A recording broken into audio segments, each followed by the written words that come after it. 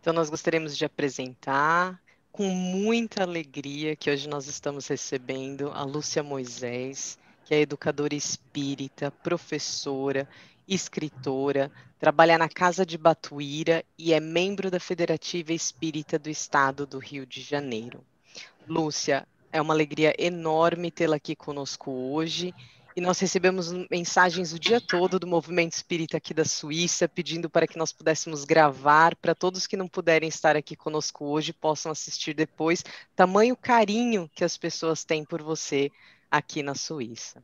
Então, seja muito bem-vinda à nossa casa e é com muita gratidão que a gente te recebe. Passo a palavra agora para você. Obrigada, Ana.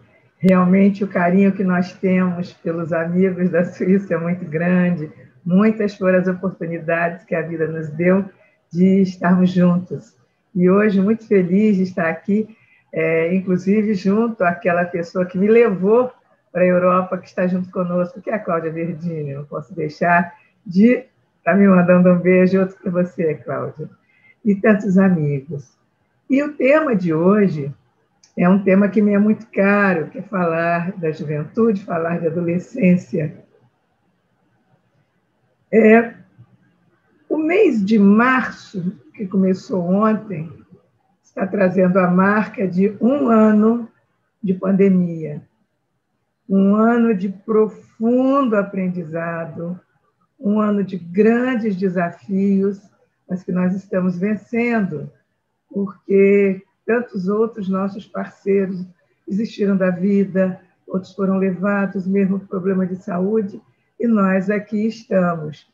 Só nos resta agradecer mesmo a Deus.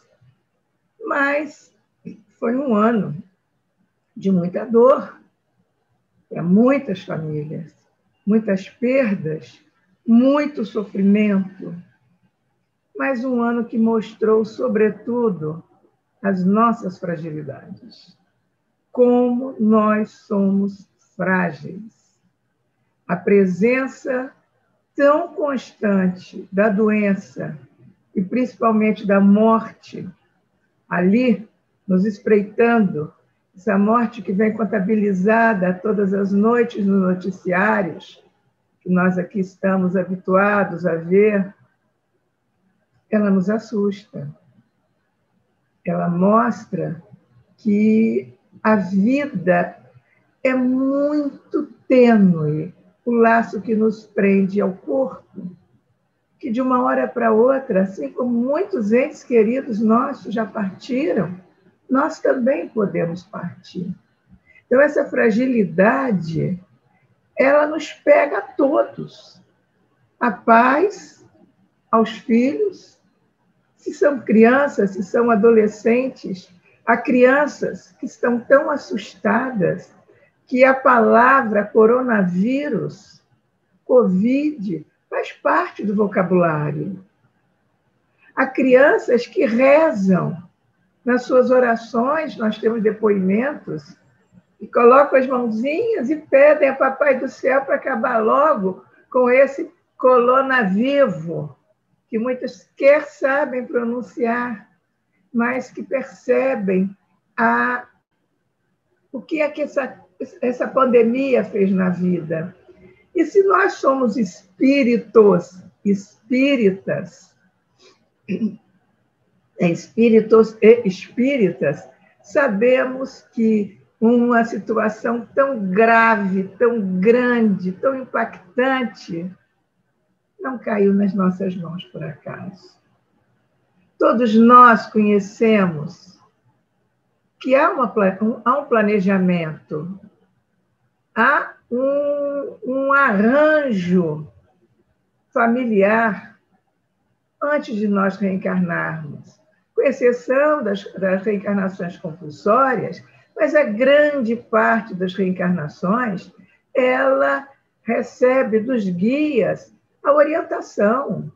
Quem é que vai receber no lar? Como será?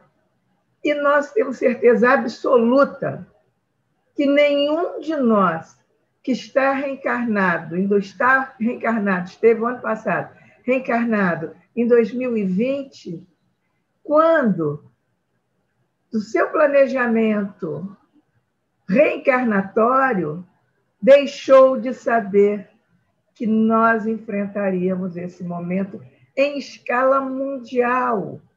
Não é a dor nossa aqui do Brasil, nem de vocês da Suíça, mas é a dor do meu amigo nos Estados Unidos, na Austrália, é a dor da minha amiga lá em Angola, que nós sabemos que está no mundo inteiro, na China, em todos os lugares.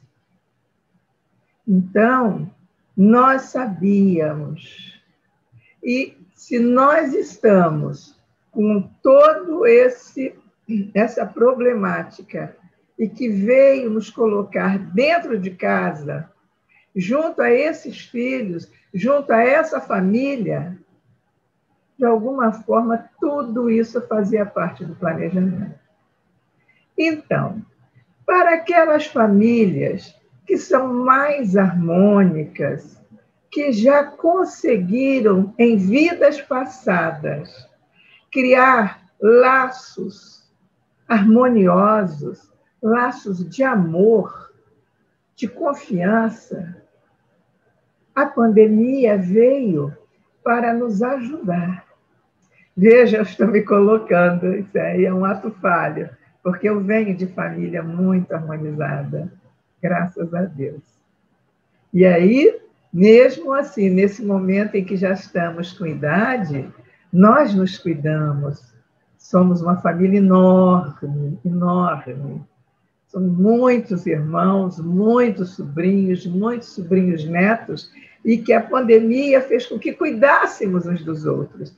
Mas nós temos exemplos, né, de pessoas que estão aí com seus filhos pequenos e que a pandemia, nessa situação de que foi plantado antes, nesta vida, em outras vidas, sementes de amor, o encontro, o fato de ficar dentro de casa pode ter se tornado um momento maravilhoso, momento ímpar.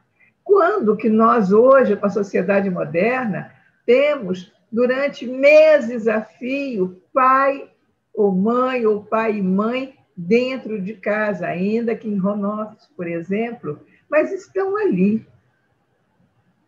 Para muitos, é uma alegria, é uma situação prazerosa do compartilhamento. Desde o compartilhamento da angústia, o que é isso? Será que nós seremos atingidos? Quando é que isso vai passar? E os nossos avós tão velhinhos? E os nossos amigos? Mas também compartilhar a situação de sala de aula, de ter que estar atrás de um computador preso tantas horas. Eu não quero, isso é muito enjoado. Quantas horas aqui nessa sala de aula, com professores que não foram treinados para isso. E onde nós foi treinado para isso? E aí eu já aproveito para falar, inclusive, da evangelização, porque muita gente me pergunta, eles não estão querendo mais. Vamos ser mais compreensivos, porque depois de tanto tempo, tendo que estar junto a uma tela de computador, ainda ter que, naqueles momentos que talvez fosse um momento de lazer, de brincar, de jogar, de ver um vídeo, de ver um filme, ainda ter que fazer a aula. Então, se a gente consegue, ótimo, de uma forma criativa, ótimo, não serei eu, evangelizadora, que vou dizer que não, mas eu tenho uma perfeita compreensão de que as crianças estão muito cansadas e que a gente precisa ter realmente muita criatividade, paciência e compreensão. Mas são as possibilidades de brincar, de criar laços mais amorosos, fechar mais os laços, de dialogar mais com as crianças, de propor brincadeiras, mesmo usando a televisão, mesmo usando o computador, mostrar muitas vezes que eles sabem coisas que nós não sabemos. Me ensina como é que faz. Olha só, tem alguém aqui na família querendo fazer uma reunião pelo WhatsApp, colocando 5, 6 pessoas, é o vovô que não sabe. Vamos lá ensinar para o vovô, vai lá ensinar para ele como é que faz isso. Ele vai ficar tão feliz. Então, são muitas as possibilidades para uma família mais harmonizada. A mesma coisa com o adolescente.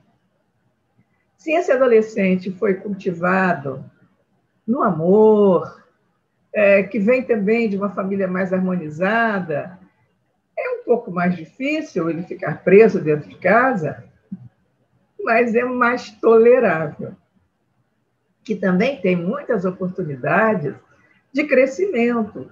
Por quê? Deus não castiga. Nós sabemos disso. Deus não nos castiga. Ele abre oportunidades. E nós temos que entender toda essa crise como oportunidade de crescimento. Mas tem o seguinte, quando nós falamos de adolescência, é necessário que a gente observe, pelo menos, duas ou três situações físicas, de ordem física, que nós precisaríamos perceber. Eu vou tentar aqui compartilhar a minha tela. Não sei se eu vou conseguir aqui. Consegui compartilhar? Conseguiu sim, Lúcia. Deixa eu só colocar ela grande aqui.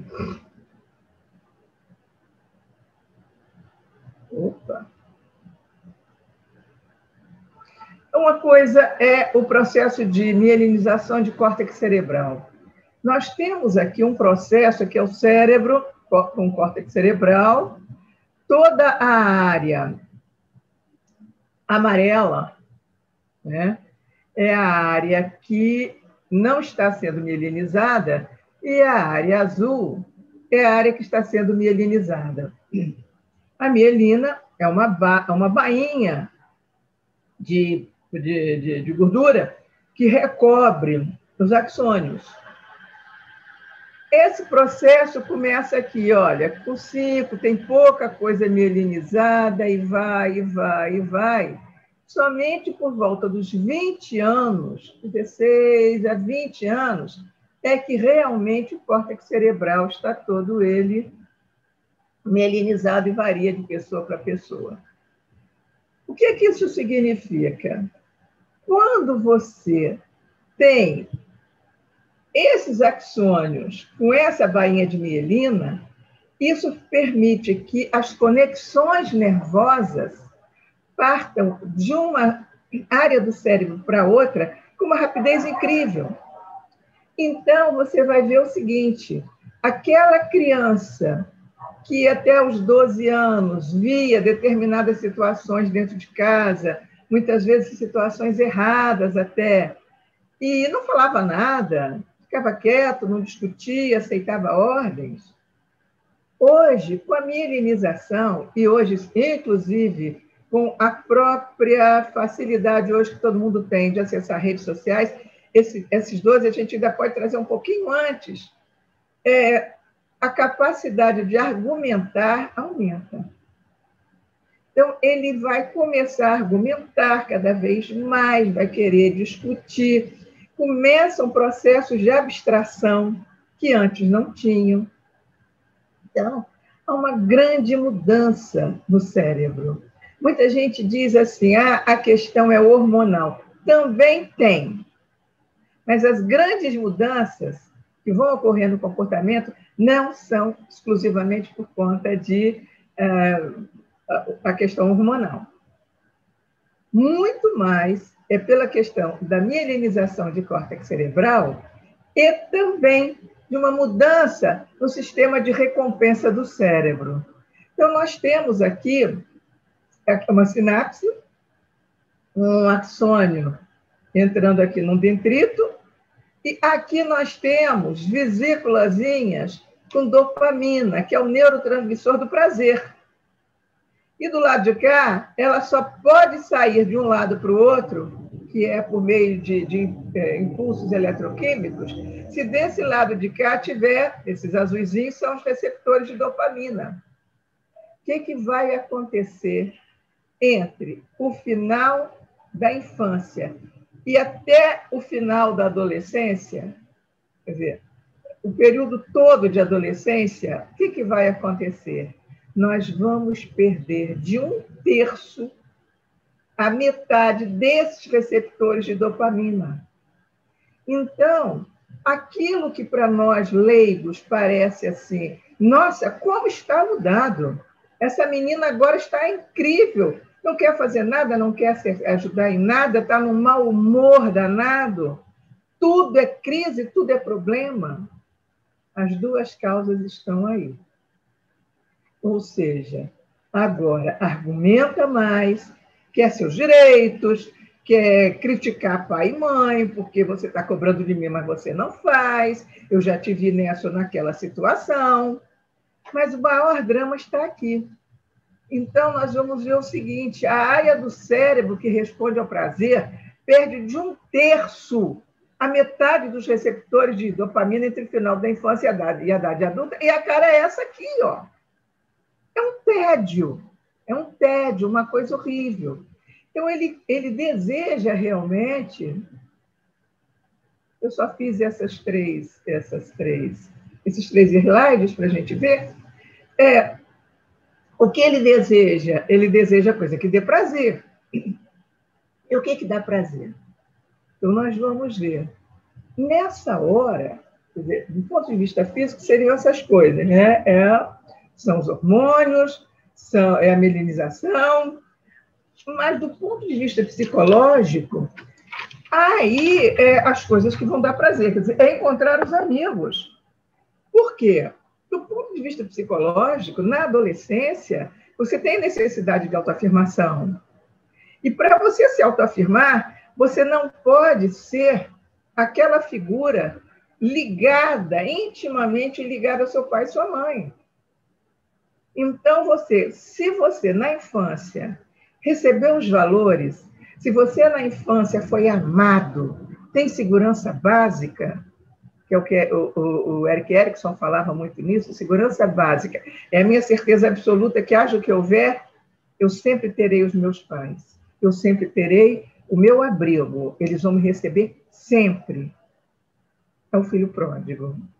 É exatamente a figura do filho pródigo. Mas eu preciso me autoafirmar. E nessa minha autoafirmação, eu preciso, muitas vezes, me afastar dessas figuras e me juntar aos meus pares, me juntar aos parceiros que estão comigo na mesma idade, com a mesma problemática, eles me entendem. E também fazendo um paralelo aí já com o evangelizador, que é jovem, muitas vezes essa identificação vai ser até com o evangelizador, e é uma ótima oportunidade para ele se tornar realmente um bom amigo e um bom conselheiro. Por quê? Nessa hora, a figura, sobretudo na pré-adolescência, né? Aqui no Brasil a gente fala assim, ai, que mico, mãe, que mico. Tudo é mico, a mãe não pode fazer nada, tudo é mico. Se vai levar numa festa, tem que deixar longe. Se vai buscar, não pode entrar. Coisas desse tipo. Por quê? Ele precisa desse afastamento. E junto com o afastamento, né, vem a necessidade de aceitação nos grupos. É muito importante o sentimento de pertencimento. É fundamental esse sentimento de pertencimento. Ninguém quer se sentir fora.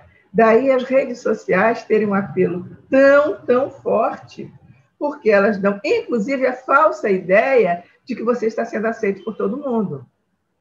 Quando, na verdade, existem estudos que mostram que exatamente não é assim. Você pode ter um número absurdo de seguidores, de pessoas ali no seu grupo, como seus amigos, mas talvez o número de amigos não passe de uma palma da mão. Mas te dá a ideia de que você tem, que você é popular. Mas isso faz bem para a autoestima. Então, essa necessidade de encontrar seus pares, e tem mais pela questão da questão hormonal, do afloramento, das energias sexuais, é mais do que normal o desejo do enamoramento. E o enamoramento não é só platônico. Ele precisa do toque físico, ele precisa do abraço, ele precisa do beijo, do carinho. E aí vamos voltar para a pandemia. Mesmo nos lares mais ajustados, o nosso jovem, que tem todas essas características, tendo que ficar trancado dentro de casa, ele vai se sentir muito tolhido e entra em conflito. Mas eu não quero isso, já está demorando muito. Eu sou jovem, a doença não vai pegar em mim, eu posso ir para a rua, eu posso fazer, eu posso acontecer, eu posso juntar. Está demorando muito, é a frase que nós mais ouvimos. Eu já fiz tudo que tinha que fazer, mas esse isolamento está demorando muito. Não, eu sou jovem, é a minha vez. Como é que isso? Nós já ouvimos isso também. Como é que isso foi acontecer logo agora que eu sou jovem? No seu tempo não teve isso, agora está na minha vez? Não é justo? Então, eu tenho que aproveitar a vida. E aí nascem realmente os conflitos. Então, é tudo isso. E, além dessa questão física e psicológica, nós temos que lembrar o que aprendemos na doutrina espírita com Kardec, quando ele vai nos dizer que entre os 15 e 18 anos, 15 e 20 anos, mais ou menos, o espírito assume a sua verdadeira identidade. Ele vai estar buscando, se não houve uma forma de cortar antes, os seus parceiros, os seus companheiros de outras vidas. Se são bons, ótimo. E se não são? E se são os adversários? E se são aqueles que ele tem ódio? E se são aqueles que eram os comparsas? Daí a importância, queridos, do evangelho no lar, da importância de mandar para a evangelização. Por quê? Porque nós vamos, desde o início da vida desse ser que retornou à Terra, apresentar a ele uma outra sintonia. Quando nós levamos para a casa espírita, quando nós fazemos o evangelho no lar, ainda que ele fique ali brincando, desenhando, que vá até para o chão, se for o caso, brincar ali com o Lego, brincar com alguma coisa. Ele está sob a influência espiritual. E com o passar do tempo, estes amigos espirituais vão ser os amigos desse espírito que renasceu na minha família. Serão seus protetores, seus amigos. Vai mudando a sintonia, vai trazendo para uma sintonia tão boa, que quando ele chegar nesse momento, depois dos 15 anos, até os 20, mais ou menos, quando ele vai assumir sua verdadeira identidade, e não a personalidade que ele hoje é, não há como. Se tem adversários, se tem comparsas, não há como haver sintonia. Eles não chegam porque esse espírito já está numa sintonia maior, até mais elevado. Então, como é importante que a gente mantenha, desde muito cedo, a nossa criança, para que chegue também na juventude com essa proteção. Mas voltando aqui, então, esse jovem que vai mostrar sua verdadeira identidade, Kardec vai dizer: como quereis que fique junto de você espíritos que podem ter vindo de lugares muito diferentes, de vidas muito diferentes? Então, é natural que ele crie conflitos. No entanto, nós estamos falando das boas, das famílias muito harmonizadas. Mas, nesse contexto todo, nós podemos ter famílias desarmonizadas. E aí a gente começa desde lá da infância de novo. Famílias desarmonizadas, o que eu estou chamando de desarmonizadas? São aquelas famílias que esqueceram, nunca souberam assumir o seu papel. Porque Deus, quando manda uma criança, um filho, ele está pedindo a colaboração, mais do que pedindo, contando com a colaboração dos pais, para a evolução daquele espírito. É obrigação dos pais tratar da parte espiritual dos filhos. Nós olhamos muito a parte material, quando, na verdade, O que nós tínhamos como principal tarefa seria a parte espiritual. Na questão 208 do Livro dos Espíritos é claríssimo, quando ele diz: o papel é aproximar de Deus essa alma. É o papel dos mais importantes, é a tarefa das mais importantes dos pais. Cuidar da evolução espiritual dos filhos. Nós vamos encontrar no livro Céu e Inferno, quando Kardec fala da questão do código moral da vida futura, no item 21, ele é claríssimo quando ele diz assim, falando dos erros, das faltas: ninguém é responsável pela falta que o outro cometa, a não ser que você tenha induzido o outro à falta pelo seu mau exemplo, ou então, quando você deixou de agir quando era seu papel educá-lo, quando era seu papel ajudá-lo. A responsabilidade é muito grande, mas também as recompensas são muito grandes. Eu gosto muito de lembrar de Santo Agostinho.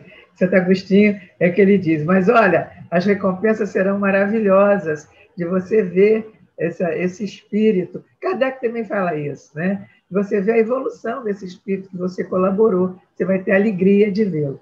Mas, enfim, mas nós nem sempre somos de famílias harmonizadas. Muitas vezes nós voltamos com aquele núcleo familiar como reajuste, necessidade mesmo de reajuste.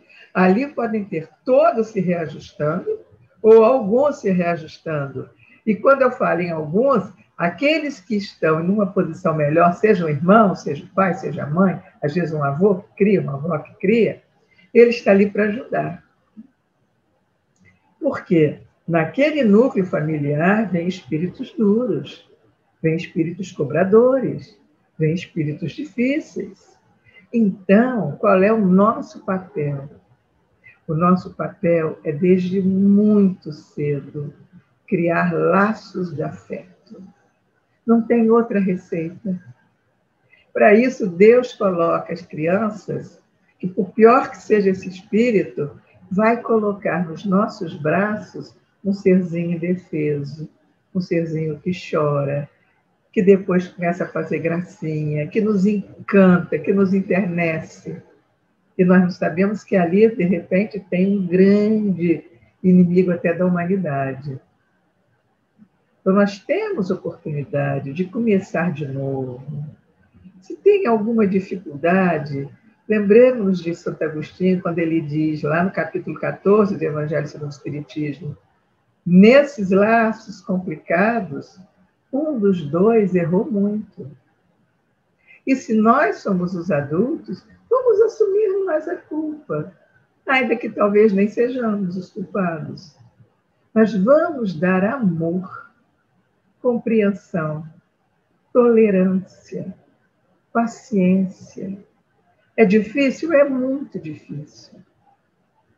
Mas o que acontece?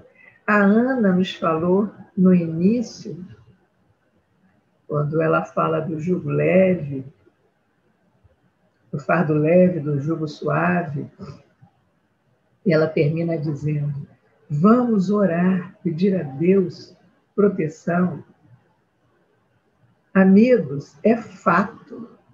A proteção vem se nós orarmos com fé, se nós tivermos confiança que Deus não vai faltar com a caridade, com o amor para aquele que deseja acertar. Vamos orar com muita fé. Vamos, de noite, conversar com esse espírito que está criando problema desde pequeno. Mostrar quanto que ele é amado. Dizer para ele que ele foi desejado, que ele foi querido. Para ele confiar na gente, que naquela casa tem amor. Vamos tentar de toda forma, o que não quer dizer não ter segurança, não ter firmeza, que muitas vezes eles tentam nos testar, mas não é o caso. é mostrar que tem amor. E o amor, muitas vezes não, na maioria das vezes, saber dizer não. É saber dizer sim quando pode, não sempre que necessário. Por quê? Ele ainda, como eu falei lá, se é na adolescência, então, aquele início todo, não tem o córtex cerebral mielinizado, não tem as relações de causa e efeito, não conseguem perceber os atos da impulsividade, as consequências. Isso, inclusive, a impulsividade, que é um traço da adolescência e que vai durar até 20 anos ou mais, isso que está aí é uma das últimas coisas a serem controladas. Então, quantas vezes se faz alguma coisa e depois se volta dizendo, me arrependi. Mas na hora faz, na hora grita, na hora bate na mesa, na hora xinga. Por quê? Ainda não controla a impulsividade. Quantas vezes arrisca a própria vida? Quantas vezes já fazer lá o esporte radical, porque não consegue controlar. Quando vê, já fez. Então, nessas famílias onde, desde criança, já começa a ter problema, na adolescência, aí mesmo que toda essa situação que nós falamos, do ponto de vista físico, psicológico e espiritual, pode ser muito acentuada. Pode chegar com uma força incrível. E aí, realmente, a pandemia é fonte de conflitos. E eu sei que vocês gostariam que eu tivesse uma resposta, mas a gente não tem resposta pronta. Não existe resposta pronta. Cada família é de um jeito, cada família tem suas dificuldades, suas facilidades, seus acertos. O que nós sabemos é que existem algumas coisas que podem ajudar, mas que vai depender muito do estilo de família. Então, por exemplo, pais que são exemplo para os filhos naquelas coisas boas, ajudam muito. Então, se o seu pai, se você que é adolescente, você vê o seu pai, a sua mãe, em plena pandemia, como nós vimos aqui, tantos no início da pandemia, e para a máquina de costura, eu sei que não é uma realidade europeia, mas e para a máquina de costura fazer máscaras? Pessoas que estão fazendo quentinha. Temos exemplos aqui no nosso grupo, de um grupo católico, inclusive, de pessoas que faziam, uma mulher que fazia quentinhas e que as duas crianças, vendo, perguntou, mas o que você está fazendo, mãe? O que é isso? E a mãe, depois que explica, se a gente quer fazer também. E ela diz, vocês não podem ir para a beira do fogão fazer, mas a gente pode fazer alguma coisa. Então, quando eles veem as tampas, que a parte branca fica para fora, eles então dizem, mas a gente pode fazer florzinha, pode mandar mensagem, claro que pode. E aí as crianças começaram a pegar as tampinhas antes mesmo da embalagem ficar pronta, e como tarefa mandar cada vez mais mensagem, cada vez mais coraçãozinho, cada vez mais crianças pequenas. Então, pessoas que desde cedo veem seus pais atuarem de forma amorosa, e se me permitem, eu ontem me recordava de uma coisa que o meu pai fazia, que eu já tinha esquecido. O meu pai, ele era representante comercial, ele tinha uma praça fora da cidade, ele tinha que viajar, tinha carro, e quando ele chegava, isso o papai tinha talvez uns 40 anos, que eu calculo pela idade do pai dele, quando desencarnou, o meu pai, quando voltava de viagem, nas tardes, quando ele chegava, nós morávamos no alto de uma colinazinha, e da nossa casa nós avistávamos, lá embaixo da rua, o carro do papai chegando, e ele dava uma buzinadinha típica dele, que a gente já sabia, e a gente gritava, papai chegou, mas a gente não via o papai ir para casa. Ele só chegava daí uns 20 minutos. Por quê? Nessa época, o pai dele era vivo, e ele, quando voltava de viagem, ia lá tomar a bênção ao pai. Porque mesmo casado e pai de filhos, ele tomava bênção ao pai dele. E esse hábito passou para nós. Então, você que vê, desde cedo, o seu pai e a sua mãe em atos de generosidade, você incorpora isso. Porque os exemplos falam, nós sabemos disso, né? Os exemplos arrastam. Então, a pandemia também é a oportunidade de nós ou aprofundarmos laços, aprofundarmos comportamentos de cooperação que já existiam, ou criar. Então, por exemplo, quantos de nós aqui já ouvimos a história de que aprendi a fazer pão? Não sei também aí na Suíça, aí nos outros países da Europa. Mas aqui foi assim, uma coqueluche de estou aprendendo a fazer pão, todo mundo trocando receita de pão. Por quê? Trocando dentro de casa, é uma coisa fácil de fazer, então vamos fazer pão. Então, trazer essa criança, trazer esse jovem para a cozinha, vem ajudar, vem aprender essa receita, vem tirar da internet para mim uma receita. Eu não sei mexer com isso. Vem, copia. Imprime isso para mim, faz isso para mim, vamos fazer juntos. Já não estou falando nem de levar para alguém, mas, nesse sentido, a força do diálogo. Como é importante nessa hora trazer para o diálogo, mostrar o seguinte: cada vez que você se entristecer porque recebeu a notícia de que alguém está entubado, de que alguém partiu, vamos conversar. Traz a criança, traz o jovem, fale dessa pessoa, fale dos seus laços de amizade, conte casos dessa pessoa, faça ele entender por que você está triste, pergunta para ela se ela também teria preocupação com algum outro amigo que estivesse nessa situação. Conversem, dialoguem. Nós podemos, nessa hora também, meditar muito, nós pais, sobre a responsabilidade que nós temos com esses espíritos. Parar para pensar o que nós estamos sendo, só estamos sendo provedores materiais. Será que é isso a nossa vida? Eu tenho que trabalhar cada vez mais, cada vez mais, cada vez mais, para dar coisas. Eu não consigo ver um dever de casa com ele, eu não consigo entrar na aula dele, eu não consigo entrar na evangelização com ele. Eu não consigo sentar e assistir um filme do Netflix, por exemplo. Eu não consigo assistir uma série com ele ou com ela, criança, jovem, porque eu estou só preocupada em ser o mantenedor. Será que isso que é o meu papel? É isso que Deus espera de mim? Então, é hora também de refletir. É hora de pensar. Porque não é só isso. A pandemia veio para nos ajudar, para nos fazer crescer. E a gente não tem dúvida disso. Então, ajudar também nas práticas espirituais.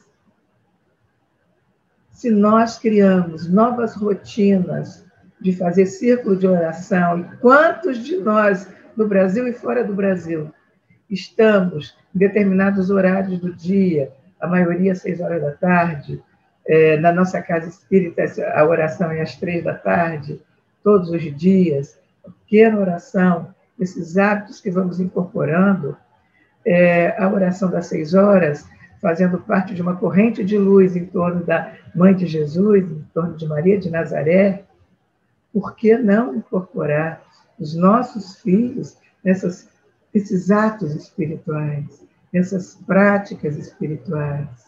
Eles vão sentir a diferença. Vamos orar juntos, vamos fazer mais o Evangelho no Lar, vamos falar dos nossos vídeos interessantes, das palestras interessantes, de vez em quando colocar na televisão da casa uma boa palestra, uma palestra que fale o coração do jovem, trazer para ele, mostrar. Nós aqui tivemos e temos ainda grupos de jovens que se reuniram e hoje o fazem de uma forma independente do coordenador da juventude, encontros de mocidade online, pegando jovens de diferentes países. Um exercício, inclusive, que começou, eu no início falei de Cláudia, por iniciativa de um trabalho que a Cláudia participou, que foi aquele evento lá nos Estados Unidos, One World, eu acho que é One Only World, não me lembro o nome, mas que era um só mundo, e que juntou jovens, crianças, adultos, pais, do mundo inteiro, uma iniciativa de um grupo espírita que contou com a colaboração da Federação Espírita dos Estados Unidos e também com o SEI, né? Então, nós temos esses grupos de jovens que estão fazendo reunião online e conversar com o jovem. Se está sentindo falta de namorar, eu te entendo, eu imagino. Eu, na sua idade, nossa, não saberia como é que seria isso. Se está sentindo falta dos seus amigos, se reúne com eles online. Por enquanto ainda não dá. O dia que der, vamos sair, tudo bem, com todo cuidado, eu entendo, eu te entendo, eu sei do problema, eu sei que está sendo difícil, é difícil para mim também. Eu também gostaria de estar com as pessoas. Então, esse diálogo fraterno, verdadeiro, eu acho que não é hora de esconder quem nós somos. Como eu comecei falando, a fragilidade é de todos. Estamos todos muito, muito frágeis. E nós não podemos esquecer que estas marcas vão ficar para sempre em nossas vidas. O que nós estamos deixando na vida dos nossos filhos com a marca da pandemia, da Covid? Quando eles estiverem velhinhos, o que eles vão contar? Que meu pai e minha mãe passavam o dia inteiro no computador, que meu pai e minha mãe, depois que trabalhavam, eles também continuavam no computador, lá nas suas redes, com seus amigos, ou que foi o momento em que eu descobri que eu tinha uma irmã legal, que eu tinha um irmão legal, que nós nos juntávamos, de repente, com os primos, com todo mundo, que aqui da Europa a gente fazia reunião com os nossos amigos do Brasil. Isso aqui vou me lembrar de coisas muito boas, de como eu pude servir, como eu pude ajudar. Eu estou querendo já fazer uma paradinha para poder que a gente veja as perguntas, mas eu gostaria de lembrar aqui um momento que nós tivemos com a minha mãe. Minha mãe viveu 100 anos, graças a Deus, espírita, de lar espírita. A mamãe era neta de espírita, sou bisneta de espírita. E a mamãe já, ainda, porque contou isso a vida inteira, mas ainda com seus 98 anos, que ela foi lúcida até 98 anos, até os 98 anos, quando alguém falava da gripe espanhola ou dela pequena, ela tinha 5 anos. A mamãe nasceu em 1913, a espanhola foi em 1819. Ela foi a única na casa dela que não ficou gripada, não caiu doente. O pai, a mãe, alguns irmãozinhos que já existiam nessa época ficaram doentes. E ela contava para a gente com o maior orgulho. Todos estavam doentes. Eu era a única que podia sair, e eu ia na rua, eu ia na farmácia comprar quinino, que era o remédio que dava na época, e quando eu chegava, minha mãe me chamava e dizia: minha filha, agora pega uma colherinha e vai de cama em cama, dando para todo mundo. Ela dizia, eu dava inclusive para o meu pai. Vocês imaginam uma criança de 5 anos ter que dar remédio para um pai acamado? Nunca mais esqueceu. E essa é a pergunta. O que é que nós estamos deixando com as nossas crianças? Será que nós estamos desenvolvendo resiliência? Como é importante desenvolver resiliência nessa hora. É o desafio, o grande desafio do momento, além da paciência, da tolerância, da compaixão. Eu diria que são duas coisas, compaixão e resiliência. A resiliência para aguentar. Vamos aguentar. Se me permitem, eu gostaria de contar uma coisa para vocês. O último dia que eu saí de casa, normalmente, foi no dia 16 de março, no ano passado. Depois disso, eu saí no dia 12 de outubro para me despedir de uma irmã que voltava para os Estados Unidos depois de estar com a gente desde o Natal. E no dia, em julho, agosto, que baixou muito, nossa cidade estava muito serena, nós pegamos o carro e fomos passear para a praia. Eu posso dizer a vocês, 1 ano trancada dentro de casa. 1 ano que foi tão bom, que eu cresci tanto, que eu ganhei tantos amigos, fiz tantas palestras, li tanto, estou escrevendo. Ou seja, é a resiliência, que o problema me fez mais forte, o problema me fez maior. E criamos grupos de oração, estamos juntos orando, estamos juntos vibrando, não deixando em momento algum que a depressão chegue, né? Então, nós temos que ter todas essas coisas, e mais ainda, é a oportunidade do reencontro que a vida está nos dando, daquelas pessoas com as quais tivemos dificuldades. Porque se estamos juntos todo o tempo, é a hora do perdão. Nós não podemos esquecer disso. É a hora de perceber, numa casa que tem mais de um jovem, que muitas vezes estão ali com problemas, um pai com o filho, um filho com a mãe. É a hora do perdão. Porque nós não sabemos a que horas estamos partindo. Estamos todos muito fragilizados. Isso pode acontecer. Então, queridos, aqui nós fechamos, abrindo então para as perguntas.